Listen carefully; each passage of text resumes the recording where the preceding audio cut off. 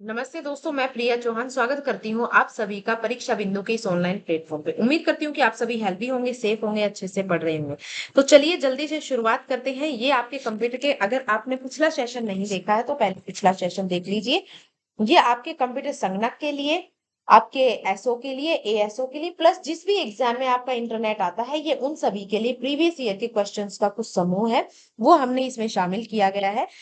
कुछ क्वेश्चंस हमने 10 क्वेश्चन पिछले सेशन में किए थे, बाकी के आज करने वाले हैं। क्वेश्चन पहला है, भाई ये सूची का मिलान करना करना है। ये सूची 1 है, ये सूची 2 है। सबसे पहले हैकिंग क्या होती है, देखो आपको हैकिंग बताना है। हैकिंग क्या होती है? पठनीय ऑप्टिकल केबल उस आइटम के बारे में जानकारी होती है जिसके साथ वह जुड़ा होता है। ठीक है। तो ये या फिर ऐसी गतिविधि गतिविधि जो डिजिटल उपकरणों जैसे कि कंप्यूटर, स्मार्टफोन, टैबलेट और यहाँ तक कि संपूर्ण नेटवर्क की सिक्योरिटी से समझौता करना चाहते हैं। देखो भाई, अगर मैं बात करती हूँ आपकी हैकिंग, तो हैकिंग का मतलब यही होता है कि आपकी जो सुरक्षा प्रणाली है ना, उसके साथ ये समझौता मतलब ये मैंने क्या कर दिया, आपकी सुरक्षा प्रणाली जो है ये उसके साथ समझौता करना चाहते हैं, आपकी नेटवर्क सिक्योरिटी को ये क्रैक करना चाहते हैं, तो ये होता है हैकिंग। फिर है आपका ईमेल। ईमेल क्या होता है भाई? पहला तो हो नहीं सकता सॉफ्टवेयर जो वेब पृष्ठों और फाइलों को एक्सेस और प्रदर्शित करता है, या एक कंप्यूटर उपयोगकर्ता एक नेटवर्क के माध्यम से एक या अधिक प्राप्तकर्ताओं को इलेक्ट्रॉनिक माध्यम से वितरित संदेश। देखो भाई, इलेक्ट्रॉनिक माध्यम से जो संदेश भेजा जाता है वो ईमेल के माध्यम से भेजा जाता है। ठीक है। फिर है ब्राउजर।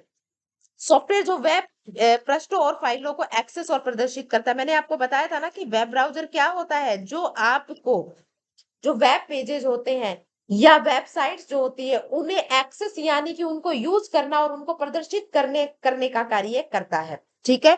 बारकोड। बारकोड क्या होता है? ये एक पठनीय ऑप्टिकल लेबल जिसमें उस आइटम के बारे में जानकारी होती है जिसके साथ वह जुड़ा होता है। बारकोड यानी कि इस तरीके की लाइंस आपने देखी होंगी जब आप किसी भी ग्रोसरी स्टोर वगैरह पे कोई भी सामान खरीदने जाते हो, तो आजकल हर सामान के ऊपर आप ध्यान से देखोगे तो आपको लाइंस दिखाई देंगी। तो वो, हाँ, वो ब्लैक और व्हाइट, उसमें बेस में एक ब्लैक ब्लैक लाइन दिखाई देती है। वही आपकी क्या होती है? वही आपकी बारकोड होती है।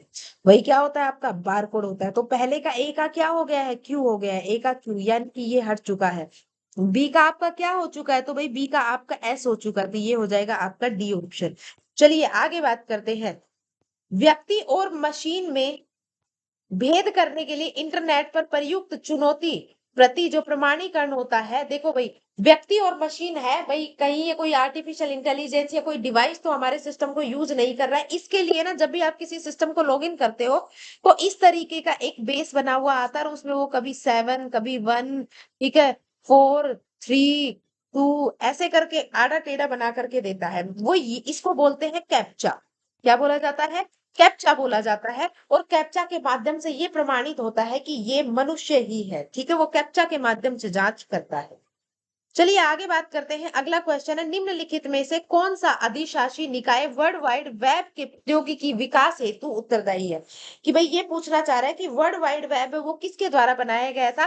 तो वर्ल्ड वाइड वेब है वो टिम बर्नर्स ली के द्वारा बनाया गया था। किसके द्वारा बनाया गया था? टिम बर्नर्स ली के द्वारा बनाया गया था। लेकिन ये किस संस्था के द्वारा बनाया गया था? तो W3C के द्वारा बनाया गया था। World wide web consortium. ठीक है, वर्ल्ड वाइड वेब कंसोर्टियम के द्वारा ये बनाया गया था भाई। चलिए आगे बात करते हैं। अगला क्वेश्चन है, डब्ल्यू डॉक्यूमेंट को बनाने, व्यवस्थित करने और जोड़ने की एक प्रक्रिया जिसका आविष्कार किसके द्वारा किया गया? भाई वर्ल्ड वाइड वेब है, ये आपके डॉक्यूमेंट्स को जोड़ती है। ठीक है। आपको जब भी किसी उस पर वो डॉक्यूमेंट वगैरह लेना होगा तो आप वर्ल्ड वाइड वेब के माध्यम से ही लेते हैं। इस पर वेब पेजेस का कलेक्शन है वो वेबसाइट्स के रूप में रहता है। तो ये क्या करती है? आपके डॉक्यूमेंट्स को बनाती है, उन्हें व्यवस्थित करती है और जोड़ने की प्रक्रिया करती है ना, हाइपर लिंक के माध्यम से ये जोड़ती है। किसके माध्यम से जोड़ती है? हाइपर लिंक के माध्यम से ये जोड़ता है। किसके माध्यम से? Hyper link. यानी लिंक का मतलब जोड़ना होता है, हाइपर लिंक के माध्यम से जोड़ने का काम करते हैं। और ये जो वर्ल्ड वाइड वेब है ये आपकी किसके द्वारा बनाई गई थी? टिम बर्नर्स ली के द्वारा बनाई गई थी। इसको क्या बोला जाता है? वर्ल्ड वाइड वेब बोला जाता है। इस वर्ल्ड वाइड वेब को आप ब्राउजर के माध्यम से एक्सेस करते हैं। इसके माध्यम से, ब्राउजर के माध्यम से आप इसे एक्सेस कर सकते हो। ठीक है, 15वां क्वेश्चन इसी में ही है। चलिए आगे चल के देखते हैं, निम्नलिखित में से कौन सा प्रतीक ईमेल पते में अनिवार्य होता है। देखिए, जब भी हम ईमेल पते की बात करते हैं, जैसे मान लीजिए मैंने कहा प्रिया चौहान, ठीक है, ये तो क्या हो गया भाई, ये तो यूजर नेम हो गया। ये क्या हो गया, यूजर नेम हो गया। अब ये यूजर नेम को कनेक्ट करने के लिए यहाँ पे क्या होगा, gmail.com। क्या हो जाएगा भाई यहाँ पर, gmail.com हो जाएगा। और ये gmail.com जो है, ये हो जाएगा भाई हमारा डोमेन नेम। क्या हो जाएगा, ये हमारा डोमेन नेम हो जाएगा, डोमेन नेम। और इनको कनेक्ट करने के लिए @ की आवश्यकता होती है। किसकी आवश्यकता होती है भाई, @ की आवश्यकता होती है। ईमेल को ही क्या बोला जाता है, आपका इलेक्ट्रॉनिक मेल बोला जाता है। क्या बोला जाता है, इलेक्ट्रॉनिक मेल बोला जाता है। अगर आपसे वो पूछ ले कि ईमेल के जनक कौन है, ठीक है, ईमेल के जनक कौन है, तो वो कौन है भाई, रेमंड टॉम्सलिन है। कौन है, रेमंड टॉम्सलिन है। ठीक है, अगर आपसे पूछ ले कि ईमेल किसने बनाया, ठीक है, तो भाई हमारे शिवा अय्यादुरई ने बनाया था। किसने बनाया था, शिवा अय्यादुरई ने बनाया था। ये भारत के ही है कि भाई ईमेल में एक इनबॉक्स होगा, एक आउटबॉक्स होगा। ये सारा का सारा जो ईमेल है वो किसके द्वारा बनाया गया था, ये शिवा अय्यादुरई के द्वारा बनाया गया था। इसके जनक कौन है, रेमंड टॉम्सलिन है।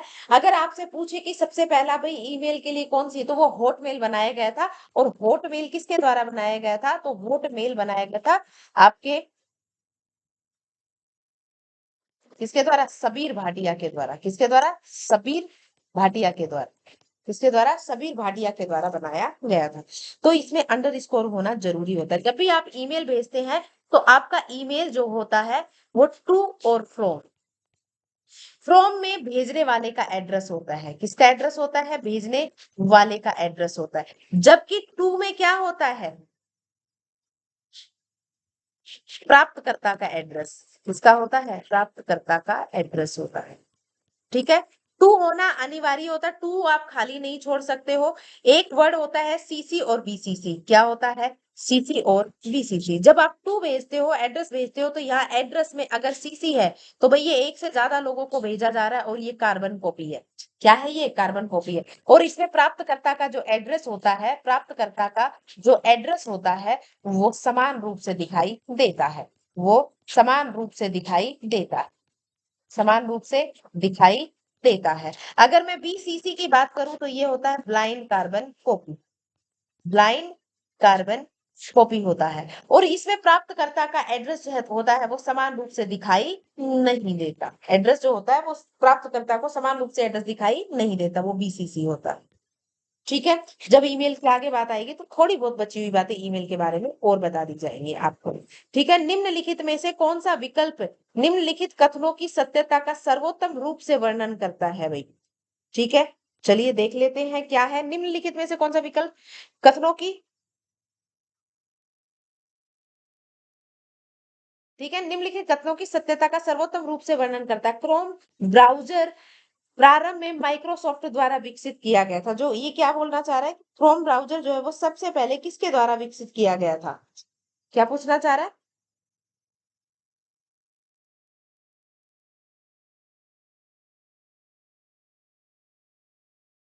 कि भाई क्रोम ब्राउजर सर्वप्रथम किसके द्वारा विकसित किया गया था, है ना। तो ये कह रहा है कि भाई माइक्रोसॉफ्ट के द्वारा। दूसरा है गूगल सर्च इंजन को एक्सेस करने के लिए कंप्यूटर में क्रोम ब्राउजर होना अनिवार्य है।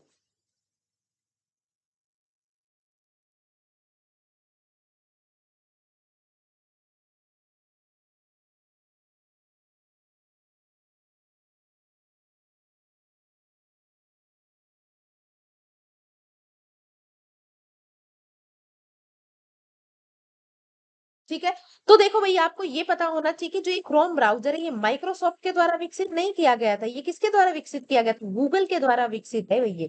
किसके द्वारा, गूगल के द्वारा विकसित है। किसके द्वारा विकसित है भैया, गूगल के द्वारा विकसित है। इसी के साथ साथ आपको ये भी पता होना चाहिए कि आप ना, आपके में गूगल के माध्यम से भी आप सर्च इंजन को यूज, उसको क्या बोलते हैं, ब्राउजर के माध्यम से भी, ब्राउजर के माध्यम से भी आप माध्यम से भी आप सर्च इंजन को यूज कर सकते हो और ब्राउजर के बिना भी आप यूज कर सकते हो।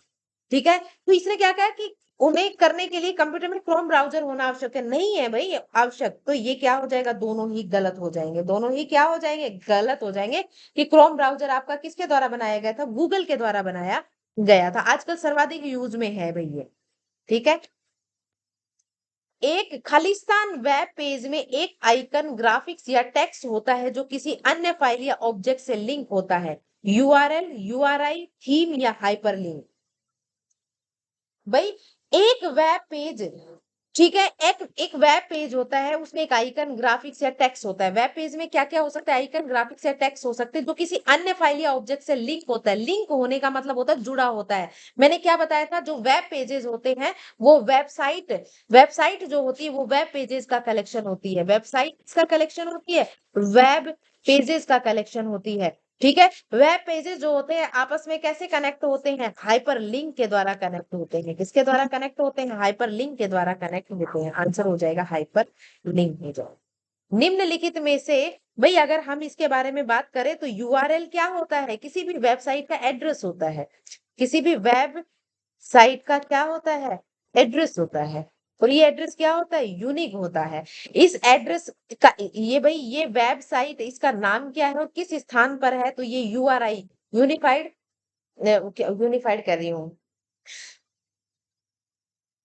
ये यूआरएल क्या होता है, यूनिफॉर्म रिसोर्स लोकेटर होता है। और ये होता है यूनिफॉर्म रिसोर्स आइडेंटिफायर, यानी कि ये रिसोर्स को आइडेंटिफाई करता है कि रिसोर्स का नाम क्या है और रिसोर्स का एड्रेस क्या है।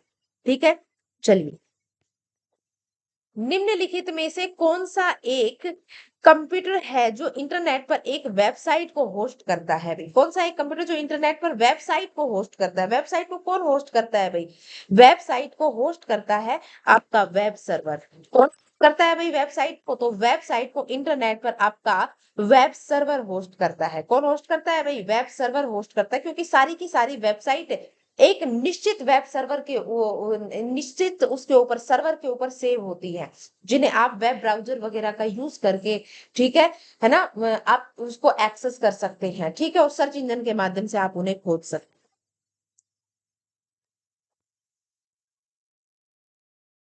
वेब ब्राउजर में प्लग इन के संदर्भ में निम्नलिखित में से कौन सा गलत है। प्लग इन के बारे में बात कर रहा है भाई, किसके बारे में बात कर रहा है, ये प्लग इन के बारे में बात कर रहा है। सबसे पहले, वेब ब्राउजर में उपयोग के लिए अभिप्रेरित अभिप्रेत एप्लीकेशन है भाई, बिल्कुल सही है। प्लगइन क्या होती है, वेब ब्राउजर में उपयोग के लिए क्या होती है, एक अभिप्रेत एप्लीकेशन होते, बिल्कुल सही है। Plug in active x control की तरह होती है, किसकी तरह होती है भाई, एक्टिव एक्स कंट्रोल की तरह होती है, बिल्कुल सही होता है। प्लग इन को वेब ब्राउजर के बाहर निष्पादित किया जा सकता है। तो भाई प्लग इन जो होती है ये क्या है, वेब ब्राउजर में उपयोग के लिए एक अभिप्रेत एप्लीकेशन होती है, ये वेब ब्राउजर में उपयोग के लिए होती है, इसे वेब ब्राउजर के बाहर निष्पादित नहीं किया जा सकता। ठीक है, एडोब फ्लैश एक एप्लीकेशन का उदाहरण जो कि प्लग इन के रूप में उपलब्ध होती है, बिल्कुल सही है। तो ये सारे सही है, बस आपको ये याद रखना है, प्लग इन एप्लीकेशन जो होती है ये आपकी वेब ब्राउजर के ऊपर ही अभिप्रेरित एप्लीकेशन होती है, उसी के ऊपर इसको आप निष्पादित कर सकते हो या उसको इसी के ऊपर आप चला सकते हो।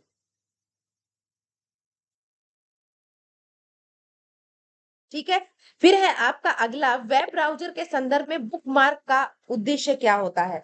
देखिए भाई वेब ब्राउजर के संदर्भ में, अगर आपको वेब ब्राउजर, देखिए आप किसी भी वेबसाइट, आप बुकमार्क को ये समझ लीजिए, कोई भी वेबसाइट है जिसे आप बार बार यूज करते हो, इस तरीके का साइन बना हुआ आता है बुकमार्क का, है ना। बुकमार्क का एक तरीके से मतलब होता है उसे सेव करना, है ना, उसे संजो कर रखना। कोई वेबसाइट है जिसे आप बार बार यूज कर रहे हो, जैसे आप अपना डेस्कटॉप है, डेस्कटॉप के ऊपर आप फेसबुक को बार बार यूज कर रहे हो, तो फेसबुक का जो आइकन होता है ना, इसको आप ना सेव करके रख दो, ताकि आपको सर्च ना करना पड़े, वो एक आइक बुक मार्क किया हुआ आपकी लिस्ट में आ जाए, ऊपर ही आ जाए। तो ये क्या होता है, सेव करना था, बार बार जा सके या वेबसाइट होना, ये क्या होती है, ये विशिष्ट वेबसाइट को सेव करने के लिए होता है और इन्हें व्यवस्थित करना ताकि उन पर बार बार जा सके। यानी कि आप जब वेब पेज खोलोगे तो इसके लिए आपको सर्च करने की आवश्यकता नहीं है, ये ऊपर आइकन के रूप में आपको ऑटोमेटिक आपके फर्स्ट पेज के ऊपर ही दिखाई देगा, आप सर्च करने से पहले ही। जहां पर आपका ये गूगल, ये क्या बोलते हैं, जो सर्च आता है ना, सर्च इंजन आता है जो गूगल सर्च करते हैं आप, तो उससे पहले यहीं पर आपको उसी पेज पर ही ये दिखाई दे जाएगा ऑटोमेटिक जो है। गूगल क्रोम में किसी वेबसाइट को पसंदीदा में शामिल करने के लिए निम्नलिखित में से किस कीबोर्ड शॉर्टकट का उपयोग किया जाता है? गूगल क्रोम में किसी वेबसाइट को आप पसंदीदा में शामिल कर रहे हैं, यानी कि उसे अपने फेवरेट में शामिल कर रहे हैं, तो आप उसके लिए किस की का यूज करोगे? तो भाई उसके लिए कंट्रोल+D का यूज किया जाता है। किसका यूज किया जाता है? कंट्रोल+D शॉर्टकट कीज होती है, जिससे कि आप गूगल क्रोम में किसी भी वेबसाइट को अपनी फेवरेट लिस्ट में शामिल कर सकते हैं। निम्नलिखित में से किसके द्वारा निम्नलिखित में से किसमें आपके द्वारा देखी गई साइटों के बारे में जानकारी रहती है या साइट तक पहुंचने के लिए क्रेडेंशियल भी हो सकते हैं? यानी कि ये आपसे पूछना चाह रहा है कि इनमें से किसके द्वारा आप अपनी देखी गई साइटों के बारे में जानकारी ले सकते हो? कुकीज से, प्लगइन से, एक्टिवएक्स से या जावा स्क्रिप्ट से? तो आप किससे ले सकते हो भाई? कुकीज जो एक ऐसी आपके आपके ये एक आपके सिक्योरिटी के लिए आपके सिस्टम में है ना, जब आप इंटरनेट इंस्टॉल यूज करते हो तो ये आपके उसी में सिस्टम में ही होती है कुकीज। इसके माध्यम से आपने जो भी साइट्स देखी है उनकी जानकारी आप पहुंच सकते हो, और ये साइट तक पहुंचने के लिए क्रेडेंशियल भी होते हैं। ठीक है, तो ये कुकीज होती है जिनके माध्यम से आप साइटों पर आसानी से पहुंच सकते हो। तो भाई अभी के लिए इतना ही, बाकी की बातें होंगी नेक्स्ट सेशन में, छोटे छोटे सेशन बना करके ही डालेंगे। तब तक के लिए आप वीडियो को लाइक और शेयर कर दीजिए। दिन के 10-15 क्वेश्चन धीरे धीरे बढ़ा देंगे, आपके 20 भी हो जाएंगे, और फिर एक साथ आपके मैराथन में इन्हें 2-2.5 घंटे की क्लास लेकर के सारे एक साथ निपटा दिए जाएंगे। ठीक है, तो भाई अभी के लिए इतना ही। थैंक यू क्लास, बाकी की बातें नेक्स्ट में। तब तक के लिए वीडियो को लाइक शेयर और चैनल को सब्सक्राइब कर दीजिए। धन्यवाद।